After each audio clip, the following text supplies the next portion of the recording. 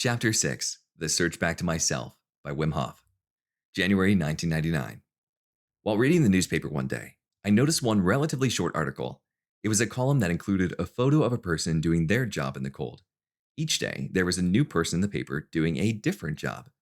Since it was the middle of winter, I'm sure the paper thought it would be nice to write about people who were willing to brave the cold for their jobs. There were articles on merchants, window washers, firefighters, farmers, and even prostitutes. I was initially interested in this section of the paper because I swim in ice water every day. I thought it would be a good idea to give the newspaper company a call, let them know, and talk to them about my hobby. It turned out to be a great idea as they were very interested to hear my story. One of the journalists scheduled an appointment to meet at the lake where I regularly partake in my activity. When the journalist arrived, we headed out to the lake so I could show him my hobby. Typically, when I go out for these cold swims, I start by cutting a hole in the frozen ice and then submersing myself. After I completed this, the journalist took a couple of pictures of me treading in the water. He then asked me some questions, and I shared many stories of my experiences with the cold. The next day, I was in the newspaper. Wim Hof, in the newspaper. It was awesome. What I was not aware of at the time, however, was the impact of the news on the media as a whole. Apparently, every television station had read the article. 10 days after the article was released, television crews began to visit my daily swims and started filming my cold exercises. At least twice a day, television stations, magazines, and newspapers were interviewing me. The media had entered my life. I remember one specific interview quite vividly. During this particular interview, I was being filmed doing some swimming and yoga exercises. I began by cutting two holes out of the ice that were 7 meters apart. The exercise consisted of me entering the first hole, swimming underneath the frozen ice, and emerging from the other side.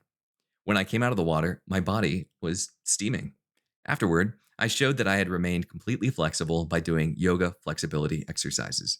As the camera crew was packing up, I began to put on my clothes and glanced out over the lake and saw a man walking in the middle of the ice. And a moment later, the ice started to crack below his feet and he fell through.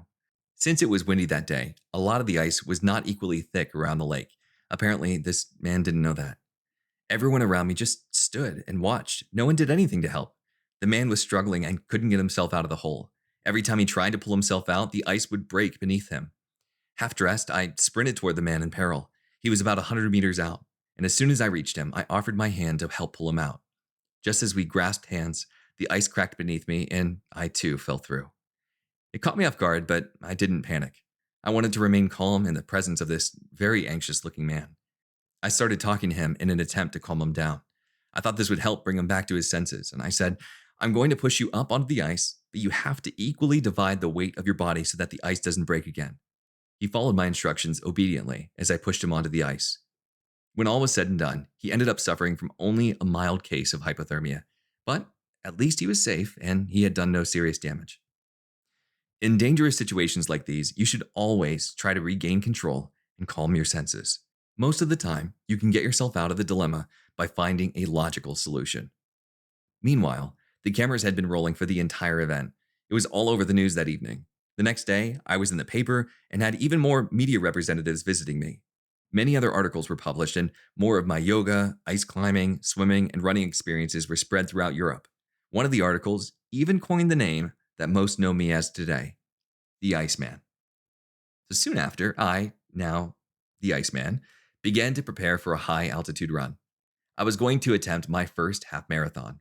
The run would take place in Tibet, on the northern side of Everest, where I would run barefooted in the snow, wearing only shorts. At 5,000 meters, which is 16,500 feet, there is only half the amount of oxygen density in the air.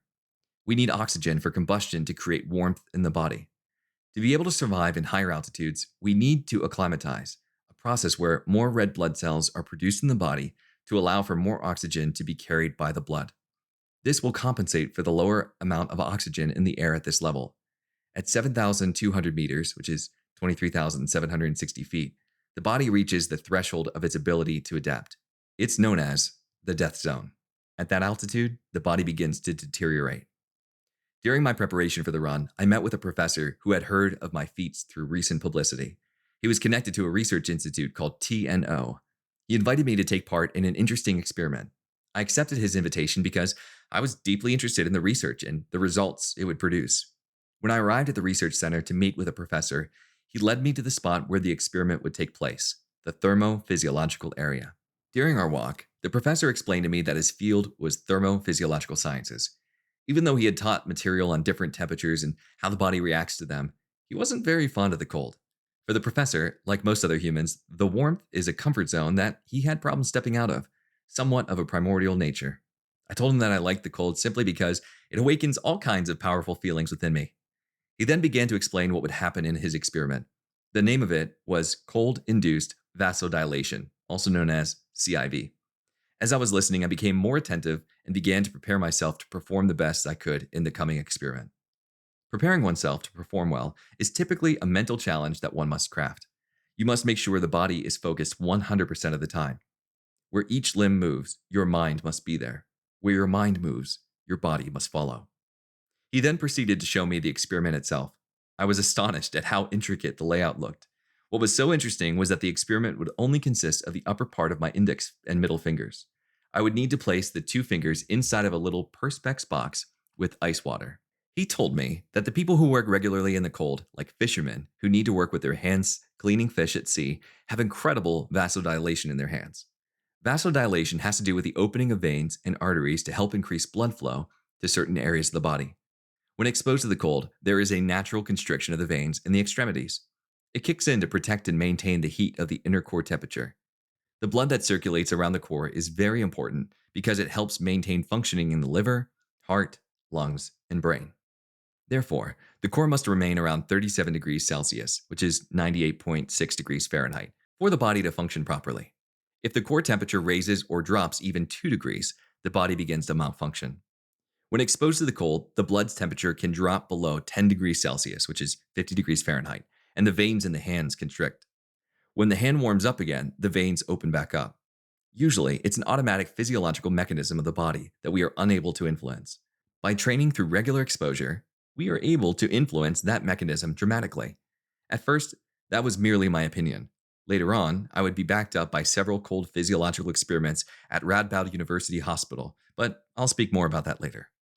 The professor that told me that the veins in the extremities of a person well conditioned to the cold, like those found in the hands of a fisherman, will open up after 2 minutes on average. For someone that is somewhat able to withstand the cold, it would take up to 4 minutes. For a normal individual, it could take up to 8 minutes. In my case, the professor was convinced that my veins were very well conditioned. He knew I was someone who regularly exposed himself to the extreme cold. He then sat me behind an iron table where the little Perspex box laid. I saw the ice water inside and a few ice cubes sitting on the top of the box. He connected my index and middle finger to a couple of iron receptors that would be able to gauge the temperature of my fingers as they were exposed to the ice water.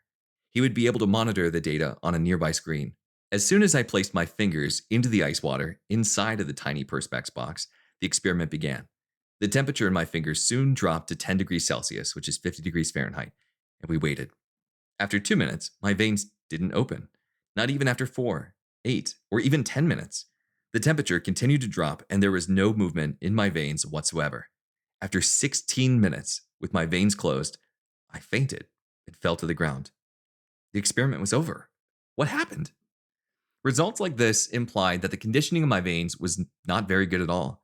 After explaining my intention to run half a marathon barefooted through the snow at an altitude of 5,000 meters, which is, again, 16,500 feet, the professor told me that I would have many difficulties with my veins not opening up. If I were to do my run with my veins in this condition, I would be susceptible to severe cold injuries, especially because I would be exposing my body to freezing temperatures and high altitudes simultaneously. I went home extremely concerned and worried. The results made me feel a little hesitant about performing a new challenge, especially one that no one had attempted before. I was not sure whether or not I would be able to achieve success. But what I did know was that no matter what, I would always give my best until it is impossible for me to proceed. Even though what had happened at the research center may have concerned me, I was not the kind of person to give up that easily. My heart is strong, but my mind is stronger. Before all that research, I had believed that I could do it. Call it intuition, if you will. I've learned how to trust my mind in its direct contact with the nervous system, the immune system, blood circulation, and heart, and this would be the key to my success for the upcoming challenge. The time finally came for me to leave for my half marathon, and with the research at TNO still in my mind, I surrendered my emotions and bent like a bow, to which my success would be the arrow released. I knew I could leave nothing behind and had to give it my all. When we interact with nature, miraculous things can happen. Whenever you go beyond the rigid patterns of thinking, challenging yourself, you can receive a bounty of experience from hard nature. With a camera team from a national television broadcaster, I flew from Amsterdam into Abu Dhabi and then to Kathmandu. Kathmandu was a very beautiful place with a vivid society. In a town with little money in circulation and a small infrastructure, the townspeople seemed to be carefree. Like many other towns with little to no money, people are still happy with less. Many of us take belongings for granted, but these people survive with only the bare necessities, and that makes most of them content. It's a remarkable experience to see their smiling faces in an environment where most of us would feel uncomfortable living without access to normal technology like television, cell phones, video games, and more. From Kathmandu, we drove through Nepal and its hilly countryside full of banana trees. There were many colorful trees along the way, and just as many flowers, dusty roads, and rivers. I loved the beautiful exuberance of it all. I'm always delighted to see how different things are in new places. If you're a sensitive individual, beautiful sights bring about extraordinary feelings. For me, this is typically true, but I reminded myself that I was there with a mission. While we were driving through the countryside, the experiment at TNO crossed my mind a few more times. Even though I was ready to do my best, I was still wary of the possibility that things might go wrong. We then stopped for a bit so the film crew could record me crossing a big river with a strong current. They thought it would be a good shot for the television special. When we got to the Tibetan China border, we switched cars and went through the immigration process.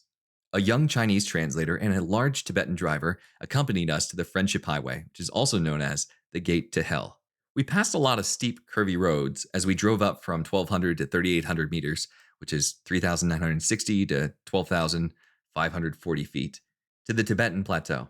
As we drove into the largest village on the mountain, we were surrounded by a bunch of shacks, stony buildings, and chilly weather. The Himalaya Hotel, which is where we stayed that night, was nothing more than some dirty curtains, a few beds with blankets to keep out the cold, and warm tea.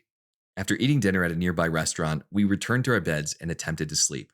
I'd never been at an altitude of such great heights before. I didn't know what to expect. I felt strange. My mouth was dry and tingling. I was lightheaded. Overall, I just felt off. The feeling only got worse as the night progressed.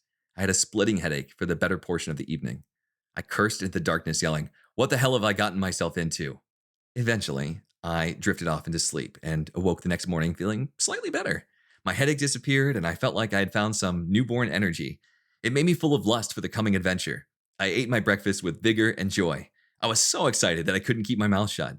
I spoke at breakfast about the challenge to come. Afterwards, we departed for Lolong La Pass at 5,060 meters, which is 16,698 feet. We needed to meet with the translator and the driver again. The rocky area of the Tibetan Plateau knows of little plants or trees. The higher the altitude, the more the vegetation diminishes. When you reach 5,000 meters, which is 16,500 feet, there's no longer any vegetation. The only thing that remains are rocks, dirt, and you. While driving up the mountain, we occasionally passed Tibetan houses.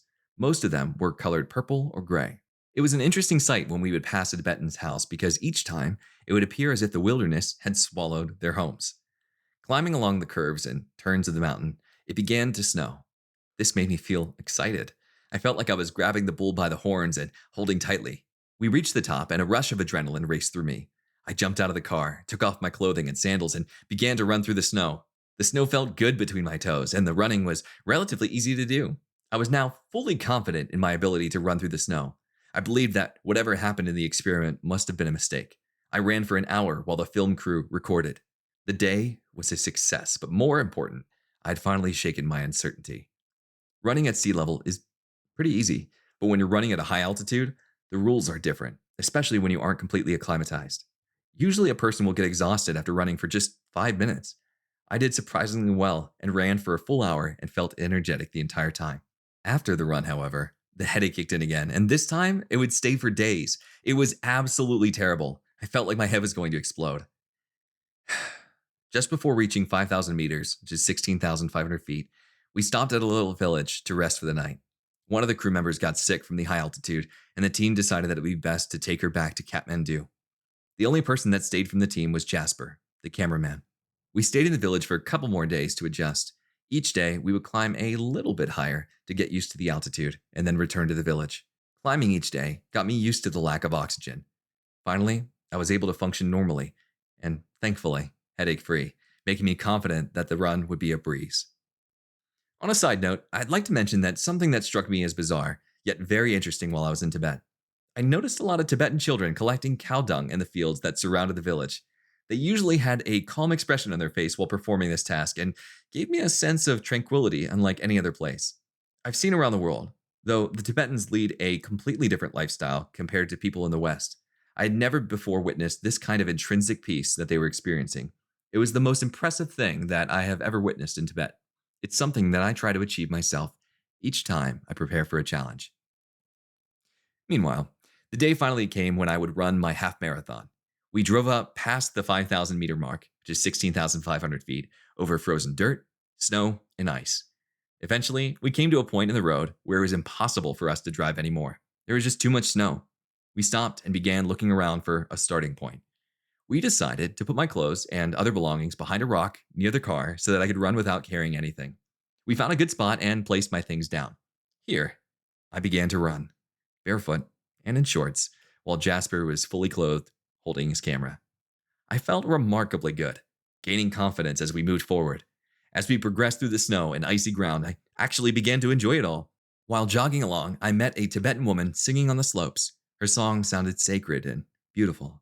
I greeted her in a respectful way with wholehearted gestures and continued on. After 5 hours of walking and jogging through the snow and ice, I realized that I was going to complete the challenge. I finished it with no problem whatsoever. Jasper said that all the shots looked beautiful and the footage was all on tape. We were both content. After the challenge, we drove back over the Friendship Highway through the Nepalese valleys and arrived at Kathmandu. We then drove out to the Stairway to Heaven.